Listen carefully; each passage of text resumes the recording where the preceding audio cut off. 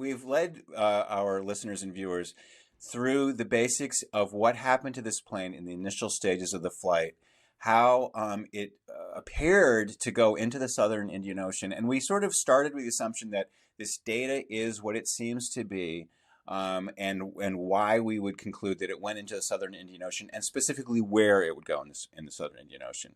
But we also opened the possibility that it might not have gone into the southern Indian Ocean, that there was apparently, we don't know 100% for sure, but apparently there was a vulnerability Right. whereby a very clever, sophisticated, and malicious agent could have altered the data to make it look like it went south when it actually went north. And so that's what we're going to deal with today. We're going to say, okay, if it did go north, where would it have gone?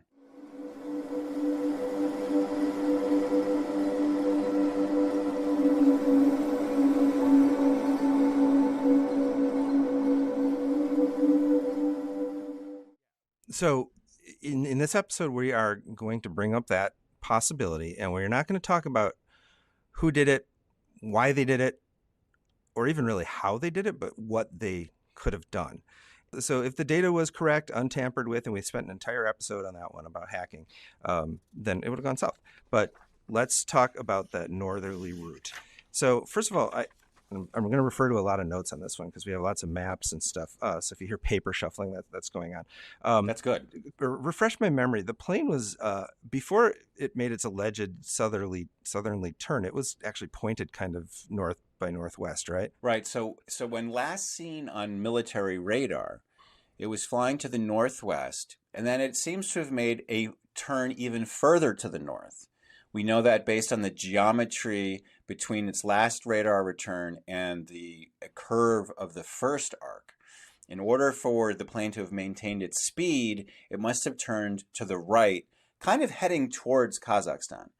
So to recap what we've talked about earlier, based on half of the metadata, the BTO or burst timing offset data, scientists were able to work out a series of rings from which they were able to derive a route that the plane would have taken in order that, flying straight and fast as planes do, it would have hit all of those rings at the right time.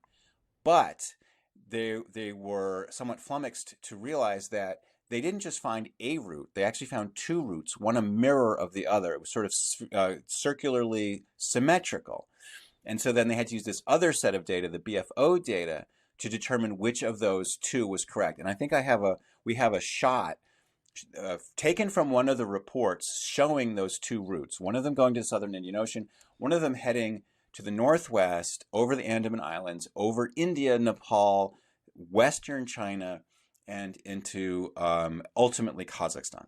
So this would be a good episode for people who listen to it to watch it, because we are going to have a bunch of maps and graphics and stuff. If people have a rough idea of Asia geography, they'll get it. Just, but more to the point, we're going to talk about the route, but we're also going to talk about the major objection that people have had really from day one about a northern route, which is the same one I would have had.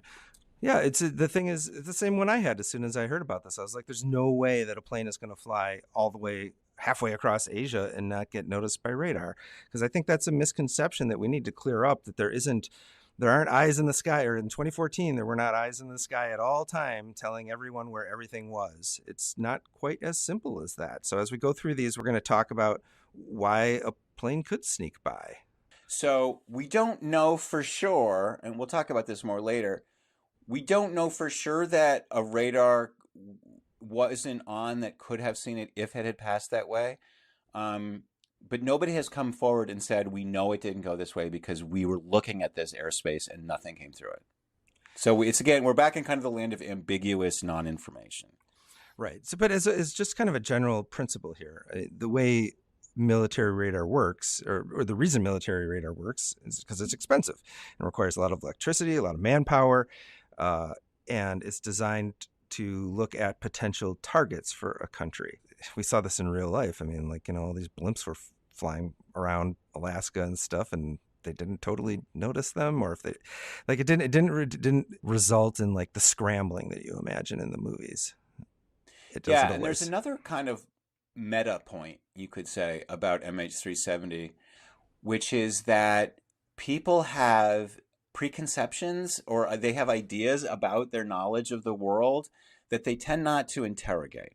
And so if you say, well, there's military radar everywhere, they surely would have seen it.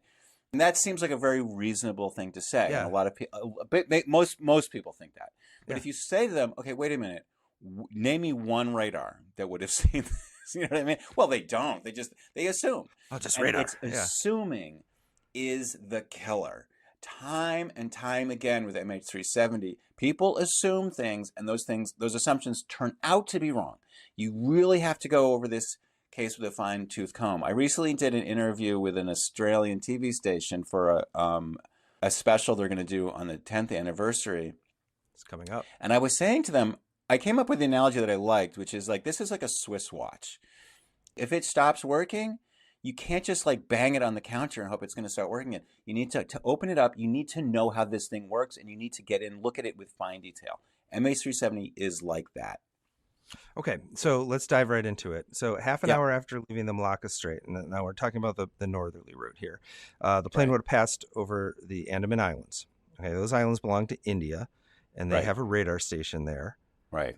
So they're going right over radar station. Does that disprove our scenario right off the bat? Well, in like the first week or two after the plane disappeared, when we really didn't know if it went, we'd heard about the Inmarsat data, but we didn't know yet if it went north or south. Reporters were asking, like, what was the radar situation? And it turned out that the Indians didn't have any international conflicts going on in the area. They weren't really worried about anything coming from the Andaman Islands. And they didn't have it turned on. They admitted, like, we weren't really looking for anything there. So Yeah, so we wouldn't have known. I mean, which even if it did go south, it might have gone very near the Andaman Islands before it turned south. So people have always been very interested in the Andaman Islands. But the Indians said, yeah, we didn't see it because it was turned off. Which also, parenthetically, Thailand saw it right after the turn around, but they didn't see it later when it went up the Malacca Straits. Indonesia never saw it at all. And so again, more data fueling the idea that a lot of countries, even if they have radar in a certain area, don't always have it turned on. Yeah, so especially kind of midnight to 6 a.m. where there's very little traffic. Nobody's expecting a bombing run to come in. They don't have enemies that they're about to shoot up.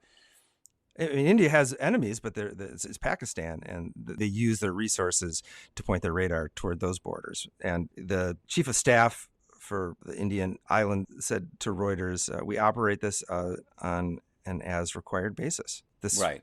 They viewed not to be one of those required bases, perhaps. Yeah, so it sounds like it's plausible, especially because it went right over Calcutta, which is a major, obviously one of the biggest cities in India, and there's also air bases nearby it, and that would be one of the major ways that this whole northern hypothesis could be ruled out. If the Indians stepped forward and said, "Hi, yeah, we had our military radar on, we had our primary radar on, we didn't see it," and listen, a 777 is a big airplane. We definitely would have seen it if it flew overhead. We know that it didn't. In fact, they have not said that. It went over an Indian air base called Kailakunda, and that did have a squadron of Russian-built Sukhoi Su-30 fighters based there. But that, it's very possible that if the Andaman Island radar was active, so was this Air Force base. So this part of India it's near Bangladesh, it's near Nepal, it's not too far from Bhutan. There's just no kind of international tensions between these areas. Now, where is India in conflict with? It's in conflict with Pakistan. Right, which is 1,000 miles to the northwest. So that's a long way from here. That is a long way from there. We're going to get closer to that later, but for now we're going to say India just isn't concerned about this, and it's not a rich country. I'm not one to tell them how to spend their defense dollars, but it seems like they were not on a state of high alert at that time.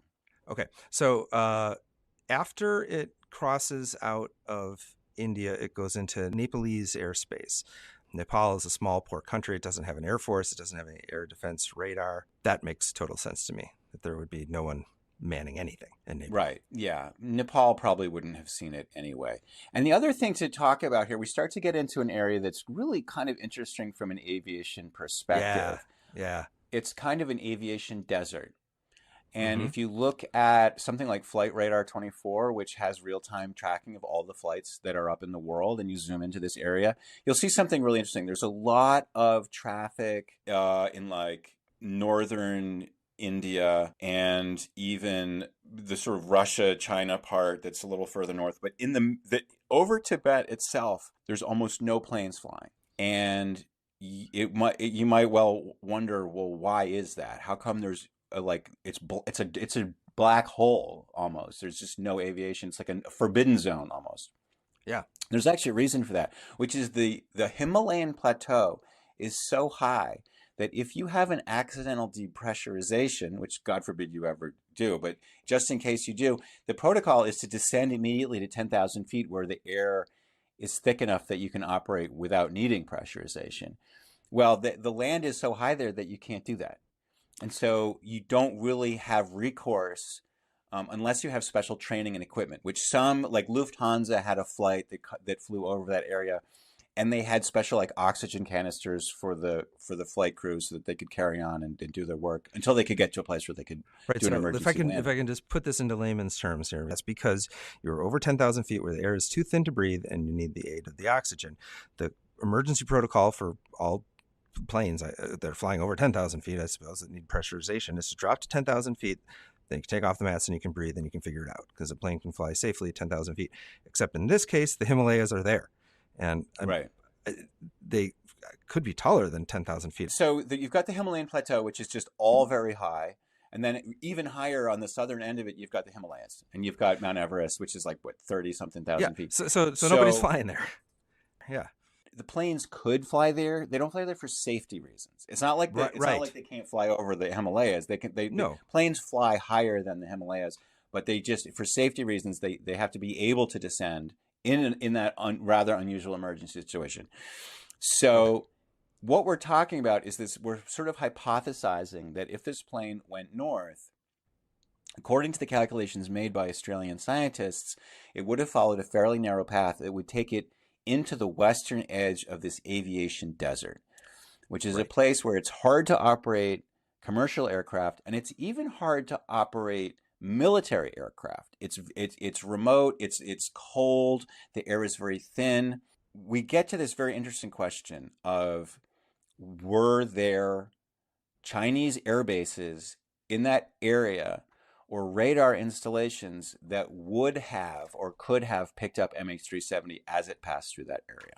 Going through Tibet first and then Xinjiang, these are two regions of Western China. Right, but there are airstrips, there are bases. They're just extremely remote.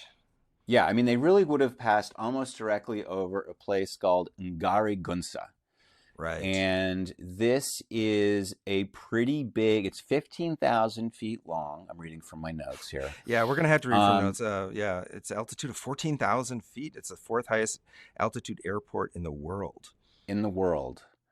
What's interesting is that, so they had only recently built it. They'd started building it in 2007. It was built in 2010.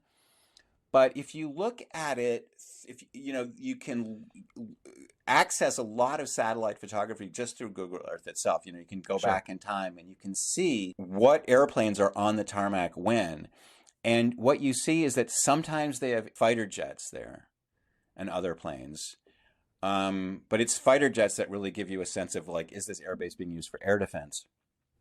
And a lot of times they don't. There's a 2017 article in an Indian defense magazine, and it was saying that since 2010, the Chinese Air Force has been deploying fighter jets only, quote, twice every year for 2-week deployment period. So that's 4 weeks out of 52.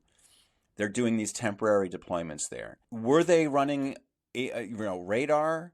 Why would you run radar? I mean, there's nothing. It's a very sparsely settled area.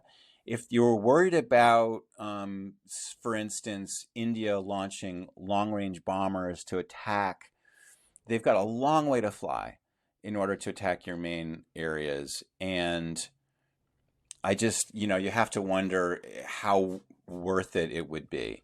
China and India, their tensions kind of rise and fall. India also has its tensions with Pakistan, and Yeah, you I know, mean, what we're describing here is like a perfect storm, right? So I said we weren't going to talk about how or why, or even who did what they did, but this would be someone who had to have a very detailed understanding of how border security, border radar works. It gets even more remote after this. They go to Haitan, an ancient Silk Road town on the southwestern edge of the, I don't know if you can pronounce this one, Taklamakan Desert. There's a staging area for fighter planes, maybe, but there are no military aircraft there, or there weren't any in February 2013. right. September of that year, there were 26 jets and 2 helicopters. The following month, the ramp is bare again. And then in October of 2014, 16 military jets are visible. So what I'm seeing is it's the same sort of situation as the Nagari Gunsa, where planes come and go. Yeah, and I think what's interesting is that in the wake of MH370's disappearance, China stepped up its overall air defense capabilities in the region. So it seems like suddenly China, which kind of a little bit of historical context, China was very, very poor under Mao. Great leap forward. There was starvation. Deng Xiaoping came in. They turned towards capitalism with Chinese characteristics. They wanted to get rich. They became much more prosperous, and as they got more money, they became more powerful. They invested a lot more money in their military. They started developing their own aircraft. They expanded a lot of bases. They actually built bases in the islands of the of the Western Pacific and the South China Sea area. And so they became militarily much more strong. And you can actually see that if you look at satellite imagery of their bases in Western China, in Xinjiang and Tibet, you see their capabilities being built up. And so around this time, they are expanding in this area. So in 2015, the Chinese Air Force deployed its most advanced anti-aircraft missile system, the HQ-9, to Hotan. And so I talked to a analyst who said, it's kind of odd that they would even have HQ-9s out in this desert area. Like, why would they do that? And it might have just been because they want to, become experienced in deploying their assets in different settings. But it's just speculation at this point. This is hard. Where we are amateurs. We are dealing with the most secretive part of military. When you are running an air defense system, you don't really want your enemies to know where your radars are. You don't want them to know where your missiles are. You actually will only turn them on when you really need them, because you don't want to give away their location. I'm reading between the lines here. I guess I hadn't really thought of this before.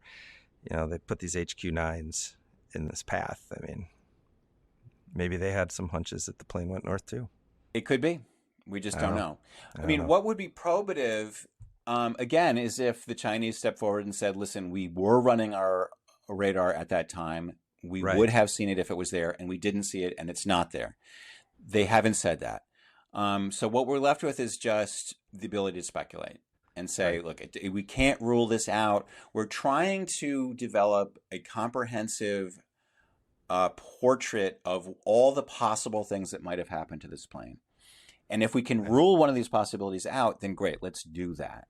So but if we can't rule it out, we have to keep it active. So if you make it out of China, 6 hours from diverting from its planned route, MH370 would have neared the border of the former Soviet Union. And at that point, they'd be scot-free, because now you're talking about former satellite states, Kyrgyzstan, and then ultimately Kazakhstan. And in 2014, these were effectively puppet states of the former Soviet Union, of Russia, of Putin. If it made it to either of these places, the West would never know about it. Yeah, I mean, assuming, and I think it's not too much of a spoiler to say that, like, if we're speculating that Russian agents took it, that if you're in a Russian client state, and not only that, but a client state that is very large in extent, huge country, very, very poor. And also they have no like enemies of their own. They're entirely within the kind of strategic umbrella of Russia. So they Yeah. have no reason or capability to be scanning the skies for anything. And even if they did, they wouldn't say anything because they're friends with Russia. Right. So So I want to save the entire Baikonur Cosmodrome, that whole thing, for a separate episode because it's just too yeah. amazing and interesting. But could you briefly explain where the plane would have gone to be aligned with the final ping ring, and where it could have landed and how it could have landed there? And then we'll go into more Yeah, detail in absolutely. And another episode. I think there's an important thing to clear up here, Okay. a question that I think a lot of people have. At the seventh arc, the final transmission that is sent to Inmarsat, the plane is somewhere over sort of, let's call it south central Kazakhstan. Okay. Mm-hmm. It's over a largely unpopulated desert. There's not a lot of landing strips. There's certainly not a lot of landing strips that can handle a 777. Mm-hmm.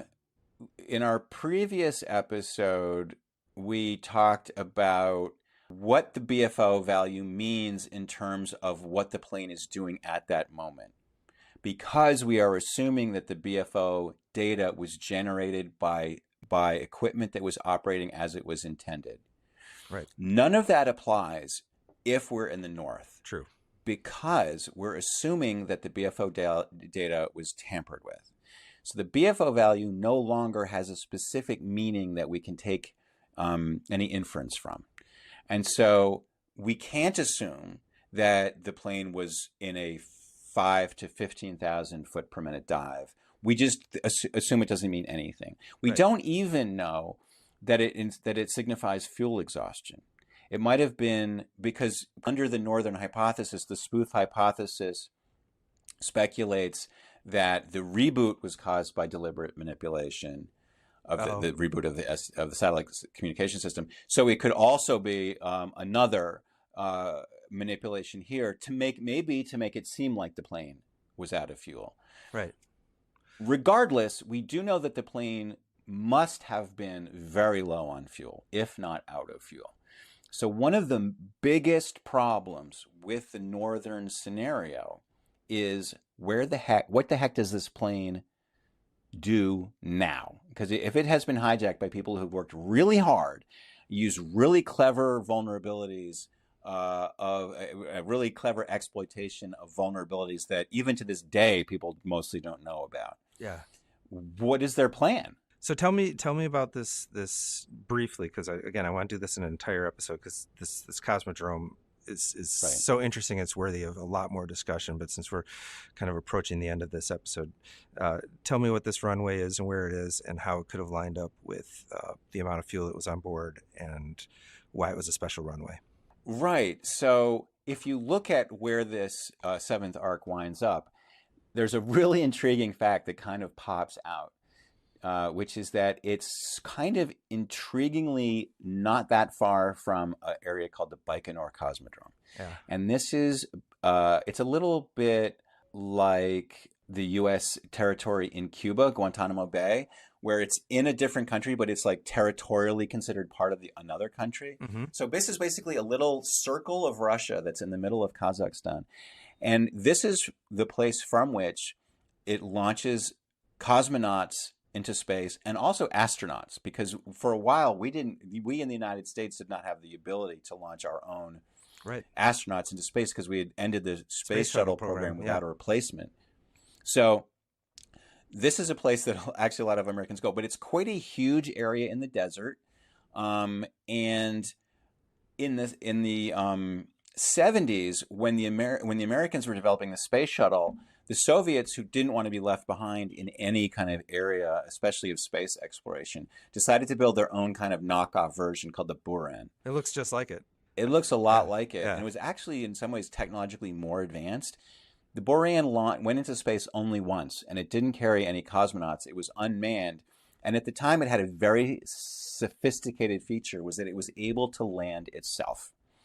And in order for it to land itself, since the system wasn't that sophisticated, Soviet engineers decided we're going to build a huge runway that's going to be engineered with like millimeter precision.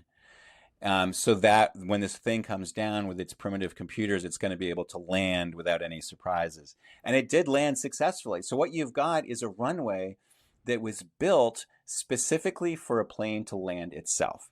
And I think that's really interesting because the 777, which is, a generation later, had the ability to land under certain conditions with airports with certain equipment. And if you imagine, and we're going to talk later about who was aboard this plane that might have been Russian. Yeah. And none of them have pilots training. And you wonder, like, maybe they could just be told which buttons to push to have the plane land itself.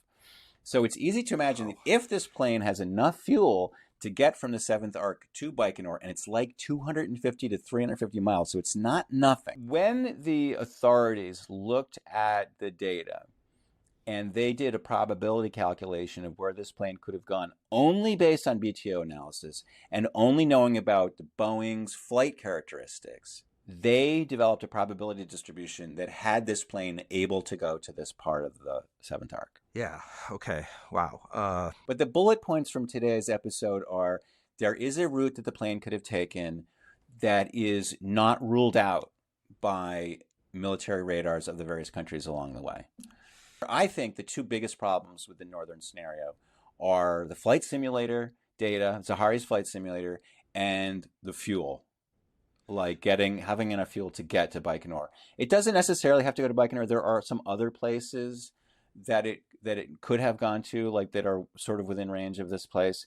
But we're going to talk more about Baikonur. It's pretty fascinating. Right. Well, we don't have any proof that it successfully landed anywhere. We just have the proof of the transmissions. So, for all we know, the story could have ended with a crash in the desert. I mean, we don't. That's a really interesting idea. I mean, I haven't looked at you could take the Google Earth time machine and go back and look at all of the desert before and after March 8th and see if you can find a crater somewhere. Yeah. Tom Nod could do it. Tom Nod could do it if they would have moved their attention somewhere else. But I guess what I'm saying is, had that plane crashed and had Putin been behind it, we would never know. Correct.